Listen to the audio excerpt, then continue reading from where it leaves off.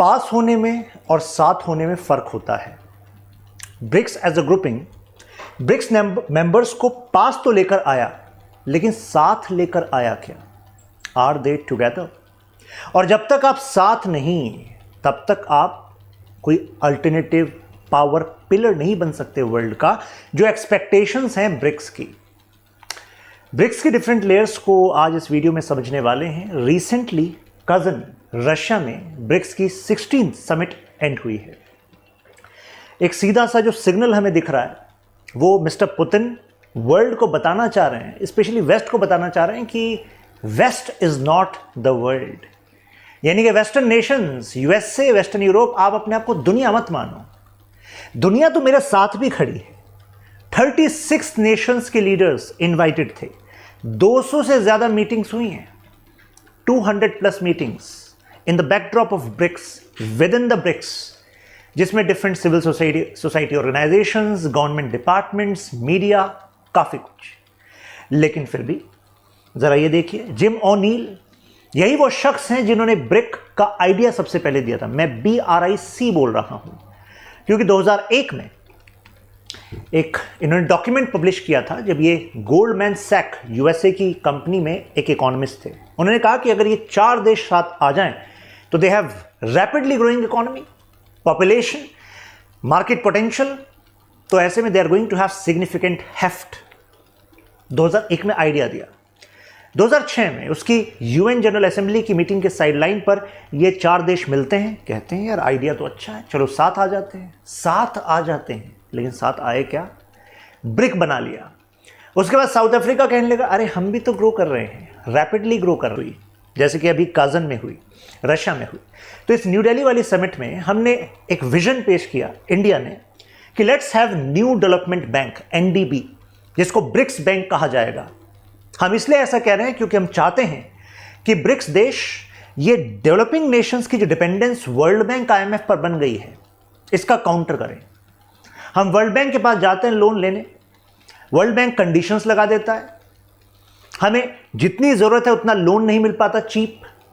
तो why don't we have our separate world bank like financial institutions? Let's call that NDB, new development bank. तो बाकी BRICS members ने कहा बात तो ठीक कह रहा हूं, चलो भाई, अप्रूवल। 2014 में फाइनली एक कंसेंसस बना कि ठीक है, न्यू डेवलपमेंट बैंक बनाते हैं और ये आइडिएशन में भी वर्ल्ड बैंक का काउंटर होगा। आइडिएशंस मतलब वर्ल्ड बैंक, कुछ याद आ रहा है? IMF, world bank.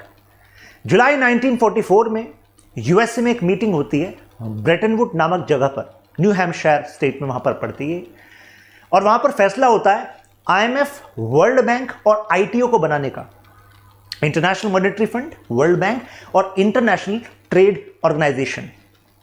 ITO कभी बन नहीं पाया, फाइनली 2 बने, IMF एंड वर्ल्ड बैंक। जुलाई 1944 में मीटिंग हुई थी। 1945, दिसंबर 1945 से अब institutions IMF and world bank work करना स्टार्ट कर देते हैं। हेडक्वार्टर कहां पर? Washington DC, USA. मेजर से किसका? यूएसए का। तो यानी कि IMF and world bank USA dominated institutions project हुए। आज भी आप देखते होंगे कि वर्ल्ड बैंक ग्रुप का जो हेड होता है वो यूएसए का सिटीजन होता है। आप में से कुछ लोग कहेंगे अरे सर अभी तो इंडियन ओरिजिन के हैं। बिल्कुल है, इंडियन ओरिजिन के हैं, अभी तो यूएस सिटीजनशिप है ना उनके पास। IMF का जो चीफ होता है अमूमन यूरोपियन देश का सिटीजन होता है। अब बात केवल इसकी नहीं है, बात यह है कि they have made such policies which have given certain benefit to Asian African nations but major benefit to these nations, क्योंकि कंडीशनल लोन है ना, और कंडीशनल लोन है तो ऐसी कंडीशन जिससे ज्यादा फायदा इन देशों को हुआ। तो हमने कहा अब उन कंडीशंस के से नहीं चलेंगे, हम अपना बैंक बनाएंगे। 2014 में फाइनल अप्रूवल हो गया और 2015 में शंघाई में फाइनली ये बैंक बना NDB, और इसके पहले चेयरपर्सन बने मिस्टर KV कामत, एक भारतीय जो इससे पहले ICICI बैंक के भी MD रह चुके हैं। अब ये जरा देखिए ये क्या कह रहे थे जिम ओनील। उन्होंने कहा मैंने आइडिया दिया था कि हाँ ये ब्रिक एक ग्रुप बन सकता है, ठीक है अब एक्सपेंड हो रहा है, लेकिन इनका कहना है कि अगर ये सोच रहे हैं कि US डॉलर को काउंटर कर देंगे, नहीं कर पाएंगे जब तक कि इंडिया और चाइना में आपस में दरार है, डिवीजन है, तब तक नहीं हो पाएगा कुछ भी। हमने कहा भाई बात तो तुम भी ठीक कह रहे हो। अब बात यह कि ब्रिक्स मतलब है क्यों, वाई ब्रिक्स? तो उसके दो रीजन हैं। पहला जियोइकोनॉमिक्स, दूसरा जियोपॉलिटिक्स। जियोइकोनॉमिक्स मतलब इकोनॉमिकली, मैंने कहा ना, rapidly growing economies, size of economy, right, market potential. तो जो दुनिया है उसमें जो इंटरनेशनल इंस्टीट्यूशंस हैं, they were not truly reflecting the power of newly emerging economies. मतलब कि हम कई अलग अलग देश को भी देख रहे थे कि उन्होंने रैपिडली ग्रोथ करी है, उनकी इकोनॉमी का साइज कई यूरोपियन देशों से ज्यादा है, लेकिन वो यूरोपियन देश वो इंटरनेशनल ऑर्गेनाइजेशंस में ज्यादा पावर रखते हैं। जैसे आईएमएफ में जो वोटिंग पावर होती है, जिसको हम कहते हैं आईएमएफ वोट कोटा, उसमें ये यूरोपियन देश हमसे ज्यादा पावर रखते हैं, जबकि हमारा इकोनॉमी का साइज बड़ा। तो आपको नहीं लगता कि काउंटर तो बनता है भाई? अब उन्हें बताना पड़ेगा कि वर्ल्ड वॉर 2 गया 1945 के समय से आगे बढ़ो, दुनिया बदल रही है। जियोपॉलिटिक्स, जो एंगेजमेंट है दुनिया का on important centres of power locations, उसमें भी अब ज्यादा जो रिलेवेंस है वो दूसरे देशों की आ रही है। एक समय पर यह दुनिया चलती थी transatlantic politics and transatlantic economy पर। ट्रांस एटलांटिक का मतलब अटलांटिक के side Europe, western Europe, Atlantic के साइड यूएसए, कनाडा, इन देशों से दुनिया की पॉलिटिक्स चलती थी। अब लेकिन ऐसा ही थोड़ा ना चलता रहेगा। अब ये शिफ्ट किसकी साइड हो रही है? इंडो पैसिफिक की साइड हो रही है, क्योंकि यहां की जो इकोनॉमीज हैं, south east Asia, Asia and some countries of Africa, तो भाई इनका पोटेंशियल बढ़ रहा है। तो इनके बीच की जो एंगेजमेंट है वो इंटरनेशनल ट्रेड की स्टेबिलिटी, सिक्योरिटी को भी इंपैक्ट करती है। तो जब ये दो फैक्टर्स हैं, हमारा वजन उसमें बढ़ रहा है इन देशों का जो ब्रिक्स में है, तो जाहिर सी बात है we need to have such grouping, right. United voice होनी चाहिए जिससे कि गलत को गलत कहा जा सके, जरूरी रिफॉर्म्स कराए जा सके। जो रिफॉर्म्स पहले कहे जाते थे कि नहीं, इट्स नॉट पॉसिबल, लेकिन जब ये यूनाइटेड वॉइस आई तो उसके बाद आईएमएफ ने कहा कि yes, let's bring quota reforms. तो यानी कि कई बदलाव तब तक नहीं आते जब तक आप एक शक्तिशाली मांग नहीं रखते, नहीं तो तब तक तो मना ही किया जाता है आपको। काउंटर टू ब्रिटेन वुड, यही है ब्रिटेन वुड ट्विंस। कौन से ऑर्गेनाइजेशन से बताया तो सही, IMF and world bank are called as Bretton Wood twins. NDB, अब एनडीबी इंफ्रास्ट्रक्चर के लिए लोन देगा, सस्टेनेबल डेवलपमेंट जो प्रोग्राम है उनके लिए लोन देगा। अगर मैं आपसे पूछूं, जो न्यू डेवलपमेंट बैंक है जिसको ब्रिक्स बैंक भी कहा जाता है, ये लोन देता है केवल ब्रिक्स नेशंस को। स्टेटमेंट इज ट्रू और फॉल्स? आप में से कुछ लोग कहेंगे अरे बिल्कुल सही है सर, जब हमने बनाया तो हमें ही लोन देगा ना। ऐसा नहीं है, एक्चुअली हमें तो देगा ही, प्लस जो अदर स्मॉल नेशंस हैं, डेवलपिंग नेशंस हैं, एशिया, अफ्रीका के, लैटिन अमेरिका के, ये उसको भी लोन दे सकता है। प्लस इसमें जो इक्विटेबल शेयर का कॉन्सेप्ट है, this is different from the share, और you can say that vote quota and share जो मैट्रिक्स यूज होती है ना, जो ब्रिटेन वुड में, उससे बिल्कुल अलग है। मतलब ये है कि भाई ब्रिटेन वुड में तो यूएसए कह रहा है कि मैं बड़ा, एनडीबी में कोई बड़ा नहीं है, सब बराबर।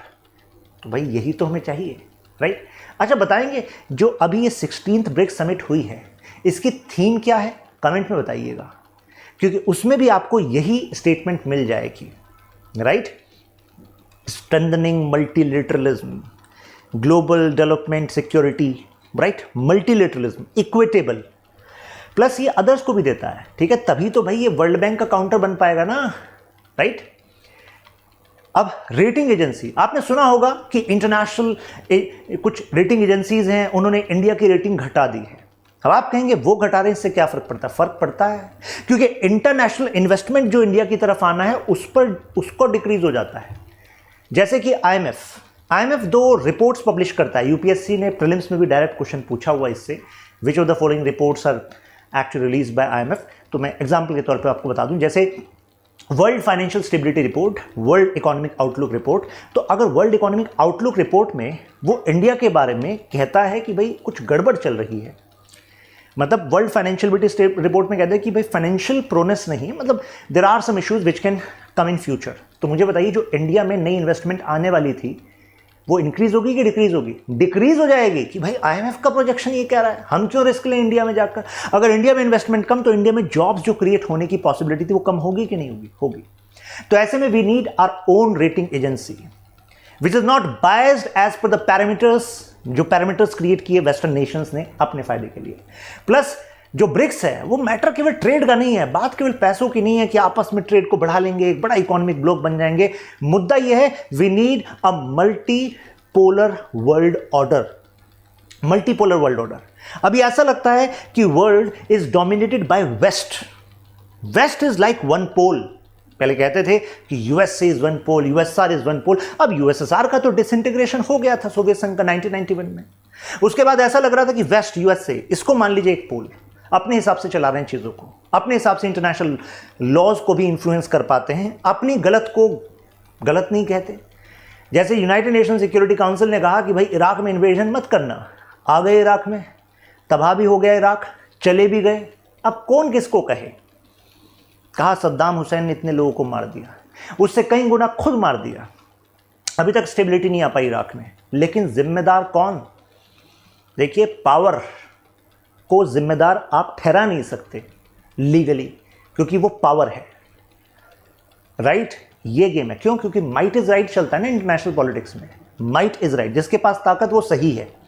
अब हमें इसी चीज को बदलना है, मल्टीपोलर वर्ल्ड ऑर्डर बनाना पड़ेगा, मल्टीपल पोल्स, जिससे कि एक सेंस ऑफ अकाउंटेबिलिटी भी आ सके।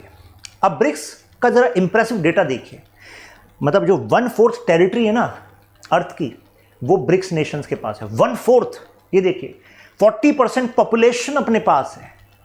अगर मैं पीपीपी टर्म्स में, परचेजिंग पावर पैरिटी में जीडीपी की बात करूं, 33% जीडीपी। तो यार इससे तो लग रहा है बहुत बड़ी पावर है ब्रिक्स, तो फिर है कि नहीं? अब ये फर्दर इंक्रीज हो रहा है, कारण क्योंकि ब्रिक्स का एक्सपेंशन हो रहा है। लेकिन इतने प्लस पॉइंट होने के बाद भी भाई अभी तक ये इकोनॉमिक सेंटर बन पाया क्या? आपको पता है, ये 2006 बताया ना, 2006 में ब्रिक बन गया था, 2010 में ब्रिक्स बन गया था। अब आप खुद लगा लो, 2024 में हम खड़े हैं। मतलब कि ब्रिक्स नेशंस को अंदर से लगना चाहिए, वो डायलॉग है ना कि तेरा खून कब खोलेगा भाई। मतलब आपके ऊपर सैंक्शंस लगाए जा रहे हैं, यूएस लेड वर्ल्ड ऑर्डर है जिसमें कि वो इकोनॉमिक कंडीशंस, मतलब डॉलर का वेपनाइजेशन करता है, और आप कुछ नहीं कर पाते हो। आप इंडिपेंडेंट फॉरेन पॉलिसी रखना चाहते हो तो यूएसए कहता है कि वर्ल्ड की ना मेजर कंपनी जो है टेक की, वो हमारी हैं। तो ऐसा हो सकता है कि इन्वेस्टमेंट आपके यहाँ से शिफ्ट हो जाए, तो चुपचाप हमारे हिसाब से फॉरेन पॉलिसी को कुछ गाइड कर लीजिए। वैसे तो हम इंडिपेंडेंट फॉरेन पॉलिसी में बिलीव करते हैं, वैसे तो हम इसमें बिलीव करते हैं, लेकिन अगर आप ऐसा कर लेंगे तो अपनी दोस्ती चलती रहेगी, ये फ़ायदा चलता रहेगा। अरे भाई, ये इन्फ्लुएंस नहीं तो क्या? तो भाई मतलब अब तो ब्रिक्स नेशंस को लगना चाहिए कि यार you have to develop yourself as a economic center. Why you have not done that till now? अब हम बात करेंगे क्योंकि कुछ प्रैक्टिकल प्रॉब्लम्स हैं जिस वजह से नहीं हो पाया, क्योंकि यही तो हमारा टॉपिक है आज का। सेल्फ सस्टेनेबल बन पाए क्या? नहीं बन पाए सेल्फ सस्टेनेबल, कि अपने आप में हमारा जो ग्रुपिंग का ट्रेड है वो ऐसा हो जाए कि we are dependence on other segments, वो कुछ रिड्यूस हो सके। ऐसा कुछ नहीं हो पाया, राइट? जबकि इसका अपोजिट हुआ है, यानी कि अगर ब्रिक्स नेशंस का अंदर का ट्रेड की बात करूं, वो लेस है in comparison to trade which is done with other parts. जैसे कि China ASEAN, China EU trade is way higher than China BRICS trade, China का ब्रिक्स नेशंस के साथ ट्रेड। तो भाई फिर कहां BRICS successful? Research and development, production line establish करना which are need of future so that you can become self sustainable. क्या उस पर ब्रिक्स स्ट्रांग है? आंसर इज नो, नहीं है भाई।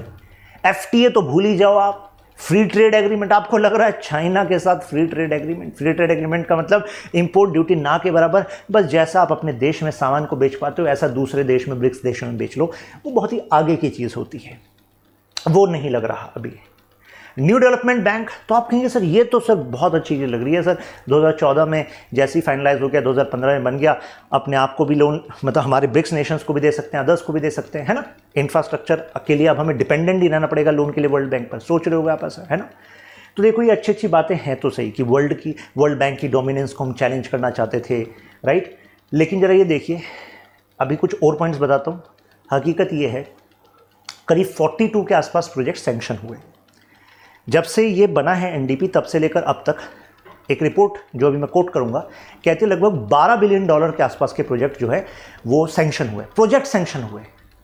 लेकिन उसके बाद जब मैं डेटा के अंदर जाता हूं तो पता लगता है कि फंड्स कितने रिलीज हुए, मात्र $1 बिलियन। अरे $1 बिलियन, वर्ल्ड बैंक हंस रहा होगा साइड में, ये चले थे हमें काउंटर करने। प्लस इनिशिएटिव्स ले गए कि चलो ऐसा करते हैं, डॉलर पर डिपेंडेंस को कम करने के लिए ना लोकल करेंसी में ट्रेड को बढ़ा देते हैं। It was a good step कि लोकल करेंसी में ट्रेड को बढ़ाओ, आपस में ट्रेड करना आसान करो, एनडीबी से भी जब लोन लेना होगा तो पैरामीटर्स टफ नहीं होंगे। ये अच्छे स्टेप्स हैं, लेकिन इंप्लीमेंट तो करो। 42 प्रोजेक्ट्स आपने बता दिए, $1 बिलियन केवल रिलीज हो पाया है। प्लस अब जैसे ये फॉर्मर डायरेक्टर हैं एनडीबी के, इनका कहना है इसका रीजन है lack of good governance. NDB में गुड गवर्नेंस की कमी है, इस वजह से NDB is not able to perform more. Plus ये देखिए पॉलिटिकल टर्मोइल, यहां पर चाइना इंडिया के रिलेशंस गड़बड़ हैं, रशिया पर सैंक्शंस लगे हुए हैं, तो एनडीबी कह रहा है कि यार मैं रशियन कंपनीज को लोन कैसे दूं, यहां पर वो अटक जाती है बात इनकी। अब आप कहोगे यार अपना तुम्हारा एनडीबी है, why you are having problem in this regard. तो यहाँ पर जो एनडीबी है उसका कहना है कि जब हमने पैसा लिया हुआ है बाकी सब देशों से, मतलब ब्रिक्स नेशंस ने पूल किया है पैसा, तो हमें उस पैसे का ये भी देखना है कि ये पैसा रिटर्न आएगा कि नहीं आएगा। तो अगर हमें रिस्क बहुत ज़्यादा लगता है कुछ कंपनीज के साथ तो हम रुक जाते हैं, तो इस वजह से एनडीबी परफॉर्म नहीं कर पा रहा। प्लस इंस्टेबिलिटी, ब्राज़ील में देखो, कुछ टाइम पहले साउथ अफ्रीका में देखो, यहाँ इंस्टेबिलिटी चल रही है। अगर इंस्टेबिलिटी चल रही है ब्रिक्स नेशंस में ही तो कैसे प्रोग्रेस होगी भाई, है ना। अभी मैं आगे भी बढ़ूंगा एक एक करके।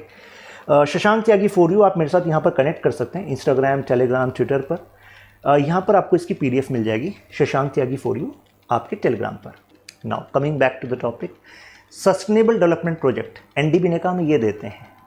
तो वेस्टर्न मीडिया हंस रही है, वेस्टर्न मीडिया कह रही है सस्टेनेबल डेवलपमेंट, इसके नाम पर आपने कितने सारे जो एनवायरमेंट इम्पैक्ट असेसमेंट रिपोर्ट है उसको साइडलाइन कर दिया।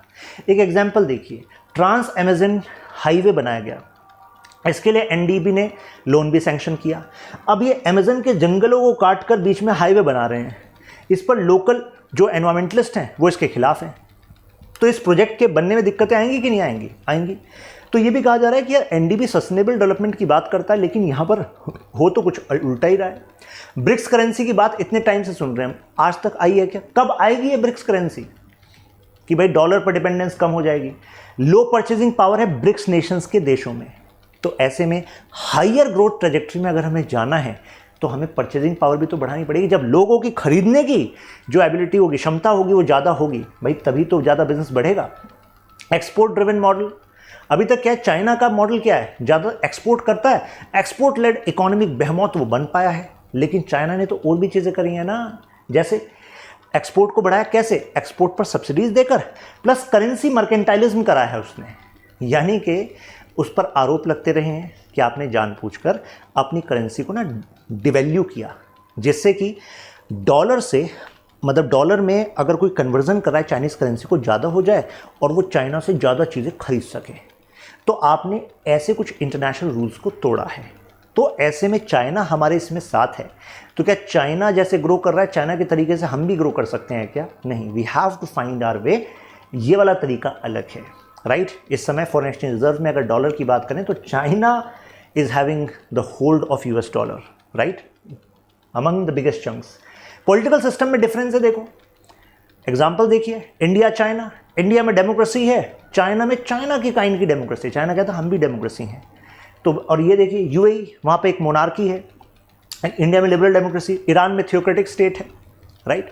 तो कहने का मतलब है अगर इतने पॉलिटिकल सिस्टम में डिफरेंसेस हैं, आइडियोलॉजी में डिफरेंसेस हैं, तो कहीं ना कहीं जो मैं कह रहा हूँ कि पास तो आप आ गए लेकिन साथ नहीं आ पाओगे, क्योंकि you are having clashes on so many issues.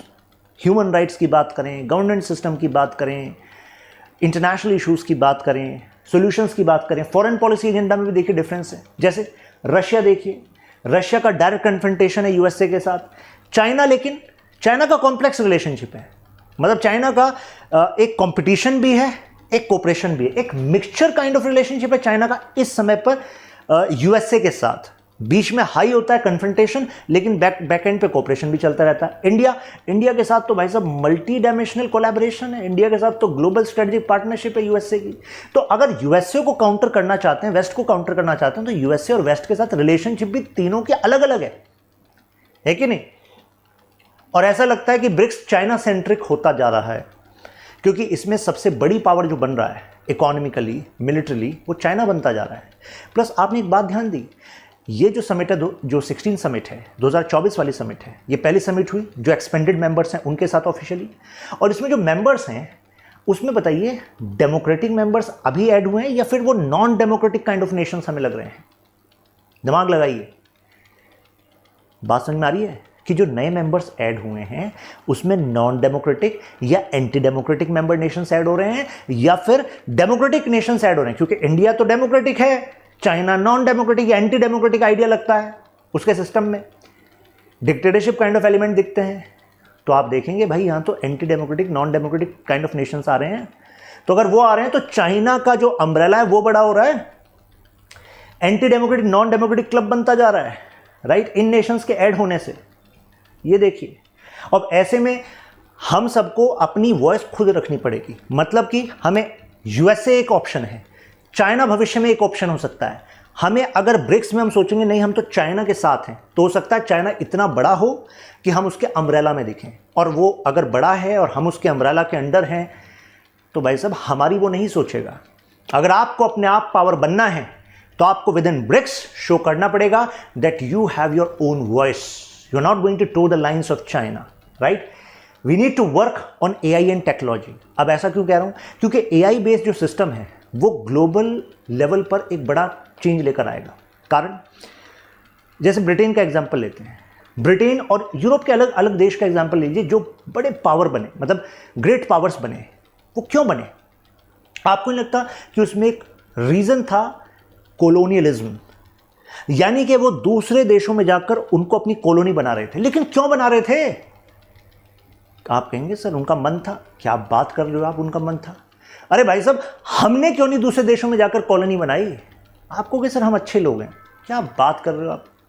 हम अच्छे लोग तो हैं, लेकिन बात यह है कि उन्होंने इसलिए किया क्योंकि उनके यहां पर रैपिड इंडस्ट्रियलाइजेशन हो चुका था। अगर रैपिड इंडस्ट्रियलाइजेशन है तो इंडस्ट्रीज को अगर अपने प्रॉफिट को ग्रो करना है तो क्या अपने घर में सामान बनाकर बेचते रहने से हो पाएगा? नहीं। Beyond this, beyond a limit कैसे आप कंजप्शन को बढ़ा पाओगे? यानी कि आपको नई जगहों की जरूरत चाहिए होगी जिससे कि आप उन्हें मार्केट बना सको या वहां से चीप रॉ मटेरियल निकाल सको। तो यानी कि ब्रिटेन अगर एक सुपर पावर बना था एक टाइम पर, या ये यूरोप के जो देश हैं पोर्चुगल, फ्रांस, एक टाइम पर बड़ी पावर्स होते थे, वो इसलिए बने क्योंकि they worked on a model of economy which was model of economy for present and future.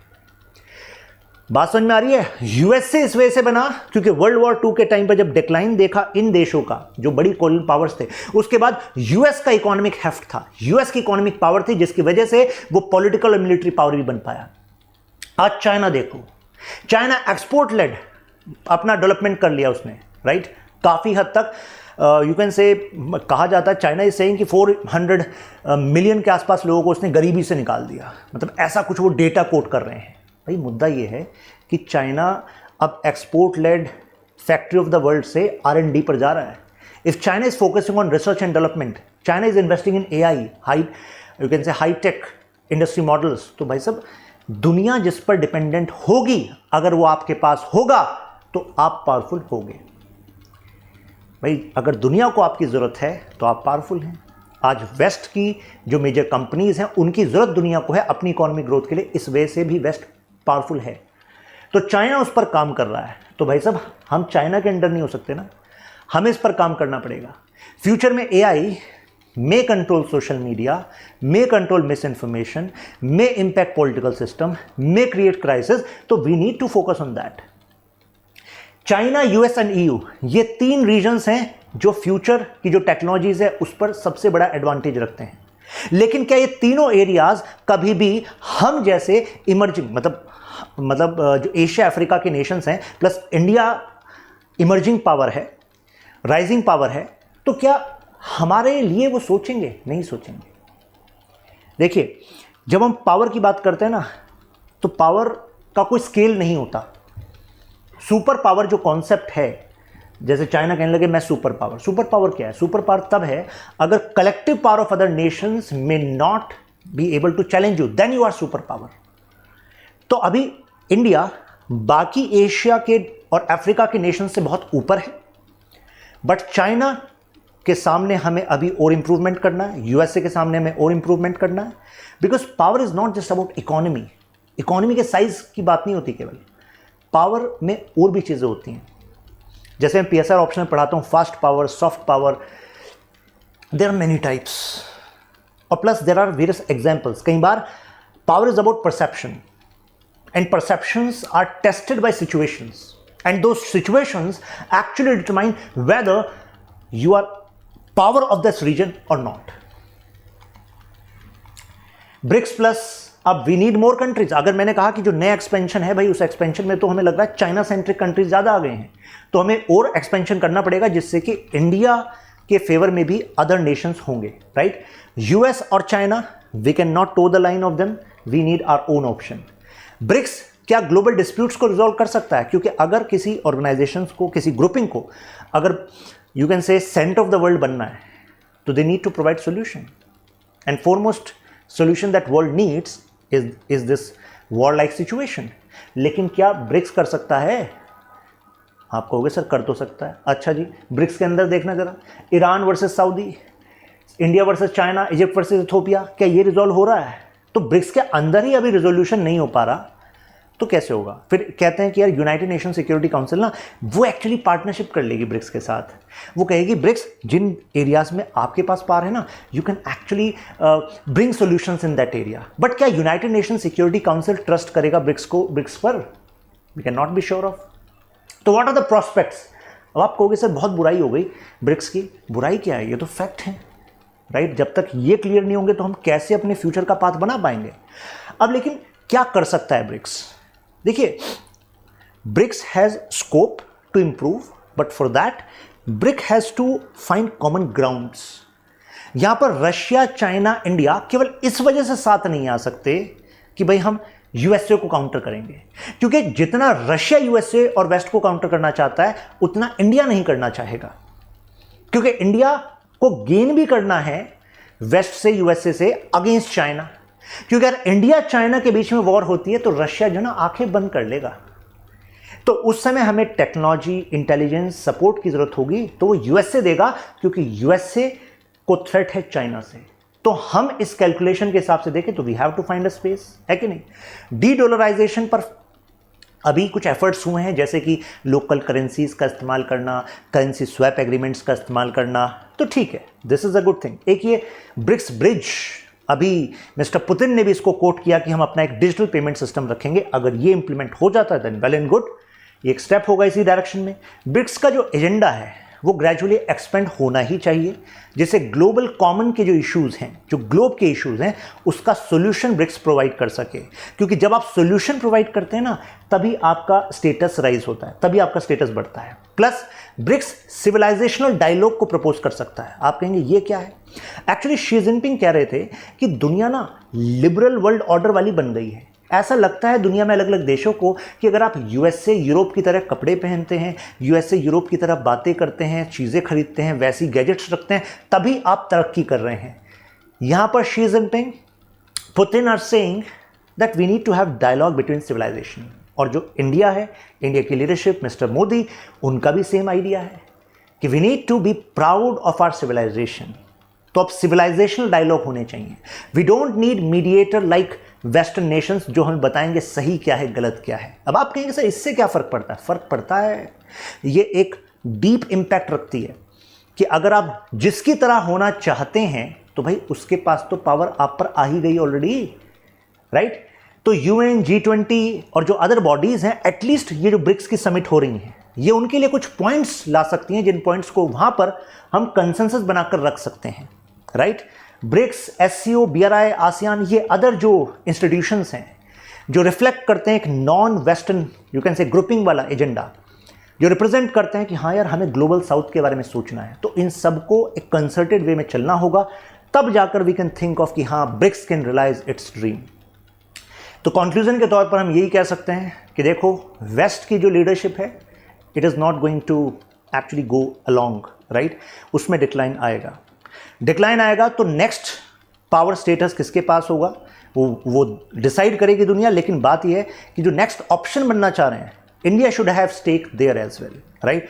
In that way BRICS is having some utility for India, but BRICS to realise its true potential, उसको उन कमियों पर काम करना पड़ेगा जो आज हमने इस क्लास में डिस्कस करी। अगर आपको हो गया सब कुछ clear, just mention ultra clear या वाह in comments. You can share this video with your friends and family. If you have some opinion, do share in comments. I read each and every comment. आप किसी other topic पर आप कुछ deeper analysis चाहते हैं तो do suggest the topics as well. आप मेरे साथ यहां पर कनेक्ट हो सकते हैं, Instagram Shashank Tyagi for you, Telegram. ये क्वेश्चन है, BRICS has failed to deliver on the aspirations it envisioned, discuss या क्रिटिकली एग्जामिन। तो ब्रिक्स ने जो कहा था, सोचा था कि इन सपनों को पूरा करेगा, लेकिन वो पूरा नहीं कर पा रहा है। क्रिटिकली एग्जामिन कीजिए। जब भी मेंस में क्रिटिकली एग्जामिन की बात आती है तो जो क्रिटिक वाले पॉइंट हैं वो तो आपको लिखने ही होंगे, लेकिन फिर आपको बैलेंस भी करना होगा। बैलेंस के लिए मैंने कुछ पॉजिटिव पॉइंट्स भी आपको बताए हैं, राइट।